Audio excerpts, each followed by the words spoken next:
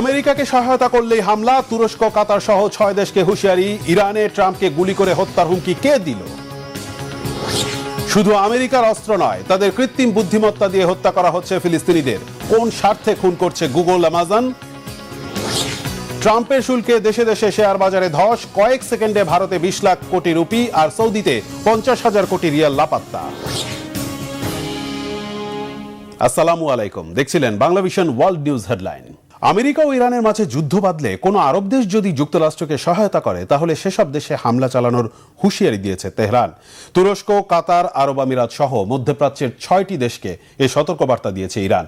এদিকে চলমান উত্তেজনার মাঝেই মার্কিন প্রেসিডেন্ট ডোনাল্ড ট্রাম্পকে মাথায় গুলি করে হত্যার হুমকি দেওয়া হয়েছে ইরানি কট্টরপন্থীদের মুখপাত্র কেহান ইন্টারন্যাশনালের উপসম্পাদকীয়তে। হেজল জুবাইরের ডেস্ক রিপোর্ট।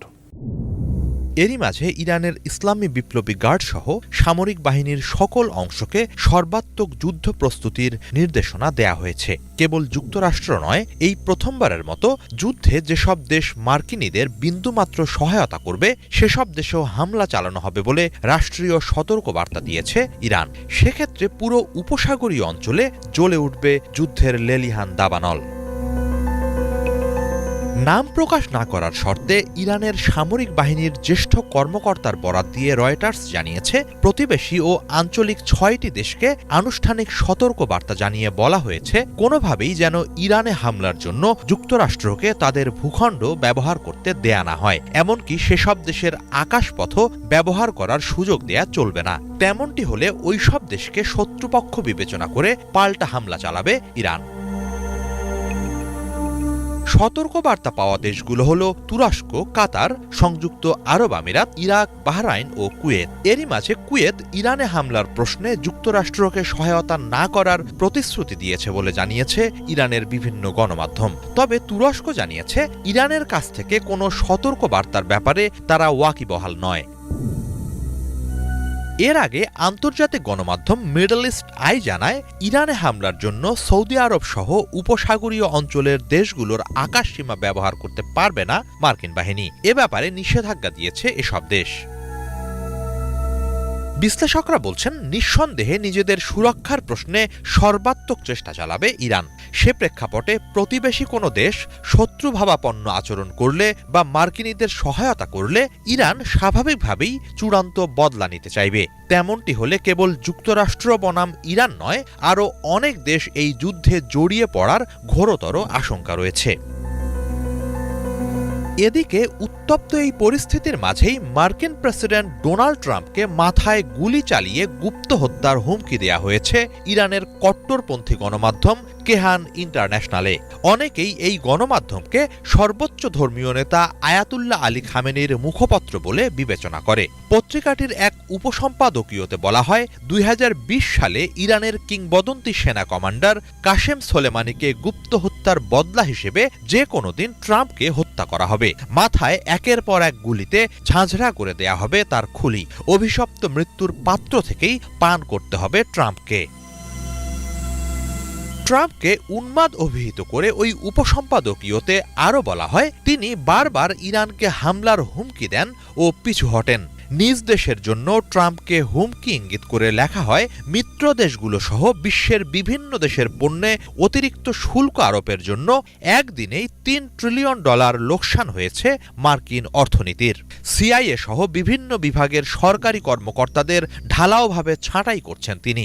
সব মিলিয়ে ট্রাম্প যুক্তরাষ্ট্রকে দুর্দশার দিকে নিয়ে যাচ্ছেন বলে সতর্কতা জানিয়েছে কেহান ইন্টারন্যাশনাল। হিজল জুবায়ের, বাংলাভিশন। ফিলিস্তিনের গাজায় কে মরবে তা এখন ঠিক করে দিচ্ছে সফটওয়্যার। গাজার প্রতিটি মানুষের তথ্য, চলাফেরা, ফোন কল, অনলাইন অ্যাক্টিভিটি সবকিছু এখন মার্কিন টেক জায়ান্টদের সার্ভারে বন্দী। ইসরায়েলি সেনারা কিবোর্ডে ক্লিক করছে আর এক একটি ফিলিস্তিনি পরিবার মুছে যাচ্ছে পৃথিবী থেকে। এই হত্যাযজ্ঞের পেছনে আছে ল্যাভেন্ডার, গসপেল আর প্রজেক্ট নিম্বাস নামের শক্তিশালী এআই সিস্টেম, যেগুলো বানিয়েছে গুগল, অ্যামাজন, মাইক্রোসফট। প্রশ্ন উঠেছে, এই যুদ্ধ কি শুধু ইসরায়েল ফিলিস্তিনের, নাকি এর পেছনে কাজ করছে কর্পোরেট স্বার্থের আরও অদৃশ্য এক এজেন্ডা? হাফিজুল ইসলামের ডেস্ক রিপোর্ট। গাজায় ইসরায়েলি আগ্রাসন এখন অত্যাধুনিক যুদ্ধবিমান, ট্যাঙ্ক কিংবা ড্রোনেই সীমাবদ্ধ নেই, বরং এই যুদ্ধ চলছে কোডের ভাষায়, ক্লাউড কম্পিউটিংয়ে এবং কৃত্রিম বুদ্ধিমত্তার অদৃশ্য গাণিতিক ছকে। ঠান্ডা মাথায় চালানো হত্যাকাণ্ডে ব্যবহৃত ডিজিটাল অস্ত্রের পেছনে রয়েছে বিশ্বের প্রভাবশালী পশ্চিমা শক্তির মদদ। লেভেন্ডার ও গসপেল নামের এআই সিস্টেম এবং বিশাল ডেটাবেস প্রযুক্তির সাহায্যে ইসরায়েল গুড়িয়ে দিচ্ছে একের পর এক ঘরবাড়ি, শিক্ষা প্রতিষ্ঠান, হাসপাতাল ও শরণার্থী শিবির। কিবোর্ডের এক একটি টোকায় খুন করা হচ্ছে শত শত ফিলিস্তিনিকে। ভয়ঙ্কর এই অভিযানে পাশে দাঁড়িয়েছে মাইক্রোসফট, গুগল ও অ্যামাজনের মতো যুক্তরাষ্ট্র ভিত্তিক টেক জায়ান্টরা। AP, Reuters, Middle East Eye সহ বিভিন্ন গণমাধ্যমের তদন্তে উঠে এসেছে এমন তথ্য। 2021 সালে গুগল ও অ্যামাজনের সঙ্গে ইসরায়েলের স্বাক্ষরিত প্রজেক্ট নিম্বাস চুক্তির পর থেকে এসব কোম্পানি নেতানিয়াহুর সেনাবাহিনী, গোয়েন্দা সংস্থা এবং সরকারের জন্য ডেটা সংরক্ষণ, বিশ্লেষণ ও নজরদারির প্ল্যাটফর্ম সরবরাহ করে আসছে।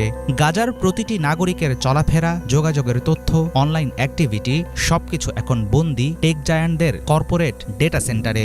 2023 সালের 7 অক্টোবরের পরপরই অ্যামাজনের কাছে বাজার হারানোর ভয়ে তাড়াহুড়ো করে নিজেদের এআই টুলস ইসরায়েলকে দিতে চেয়েছিল গুগল। মাইক্রোসফটের সাথেও ইসরায়েলি প্রতিরক্ষা মন্ত্রণালয়ের রয়েছে $133 মিলিয়ন চুক্তি। এদের কাছে ফিলিস্তিনিদের জীবনের চেয়ে দামি ব্যবসায়িক লাভের অঙ্ক। ইসরায়েলের বিমান, নৌ ও স্থলবাহিনীর পাশাপাশি কুখ্যাত ইউনিট 8200 দীর্ঘদিন ধরেই মাইক্রোসফটের আজুর ক্লাউড ব্যবস্থার উপর নির্ভরশীল। 2023 সালের অক্টোবরে গাজার যোদ্ধাদের হামলার পরপরই ইসরায়েলের গোপন গ্রুপগুলোর সাথে ব্যাপক হারে বৃদ্ধি পায় মাইক্রোসফটের যোগাযোগ। প্রতিষ্ঠানটির কনসাল্টিং ইউনিটের আয়ের অর্ধেকেরও বেশি আসে এসব সামরিক প্রকল্প থেকে। এমনকি ইসরায়েলের অভ্যন্তরে প্রতিষ্ঠানটির একটি নিজস্ব দল কাজ করে সেনাবাহিনীর জন্য। +972 ম্যাগাজিনে প্রকাশিত এক রিপোর্টে উঠে আসে এসব তথ্য। অত্যাধুনিক প্রযুক্তি দিয়ে কিভাবে একটি গোটা জনগোষ্ঠীকে ধ্বংস করা যায় তার নমুনা দেখাচ্ছেন ইসরায়েলের প্রধানমন্ত্রী বেনিয়ামিন নেতানিয়াহু। গোপন কোড নেম ব্যবহার করে নির্দিষ্ট ইউনিট বা প্রকল্পের জন্য এসব প্রতিষ্ঠানের তৈরি এআই সিস্টেম ও টেক সার্ভিসের শত শত সাবস্ক্রিপশন ব্যবহার করছে ইসরায়েলি সেনাবাহিনী। মামরাম, গ্লিলট ইত্যাদি ট্যাগে পরিচালিত হচ্ছে কৃত্রিম বুদ্ধিমত্তা চালিত তথ্য বিশ্লেষণ ও সেনা অভিযান। কম্পিউটার স্ক্রিনের সামনে বসে ইসরায়েলি সেনারা নির্ধারণ করে দিচ্ছে কারা বাঁচবে, কারা মরবে।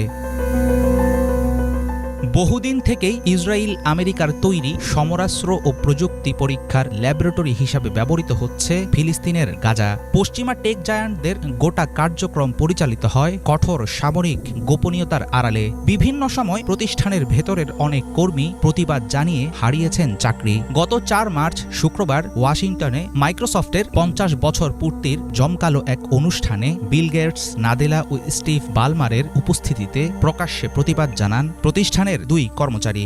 ইসরায়েলি হত্যাযজ্ঞে প্রযুক্তি মুঘলদের গোপন মদদে নৈতিকতা ও মানবতাহীন এআই কি হয়ে উঠছে নির্বিকার এক খুনি? হাফিজুল ইসলাম, বাংলাভিশন। গাজায় ইসরায়েলি গণহত্যার প্রতিবাদে বিশ্বের বিভিন্ন দেশে ধর্মঘট পালন করছে লাখো মানুষ। 1.5 বছরে গাজায় হত্যাযজ্ঞে শুরুর পর এ পর্যন্ত 50,000-এরও বেশি ফিলিস্তিনিকে হত্যা করেছে নেতানিয়াহু বাহিনী। চলছে ভূখণ্ডটি দখলের পায়তারা। পরিস্থিতি নাজুক হওয়ায় ফিলিস্তিনিদের ধর্মঘটে সংহতি জানিয়ে বাংলাদেশ, যুক্তরাষ্ট্র, জর্ডান, মরক্কো, হাঙ্গেরি সহ ইউরোপ ও আফ্রিকার বিভিন্ন দেশে চলছে ইসরায়েল বিরোধী বিক্ষোভ। গাজায় হত্যাযজ্ঞ বন্ধ এবং স্বাধীন ফিলিস্তিন প্রতিষ্ঠাই আন্দোলনকারীদের প্রধান দাবি। এদিকে ইসরায়েলে অন্তত 10টি রকেট হামলা চালিয়েছে ফিলিস্তিনি সংগঠন হামাস। শহীদ আরাফাতের ডেস্ক রিপোর্ট। ফিলিস্তিনের গাজায় আর একটিও হত্যা দেখতে চায় না বিশ্ববাসী। তাই ফিলিস্তিনিদের ধর্মঘটে সংহতি জানিয়ে ইসরায়েল বিরোধী আন্দোলনে নেমেছে বিশ্বের নানা প্রান্তের মানুষ। একটিই দাবি, বন্ধ হোক ইসরায়েলের নৃশংস হত্যাযজ্ঞ, ফিরিয়ে দেয়া হোক স্বাধীন ফিলিস্তিন।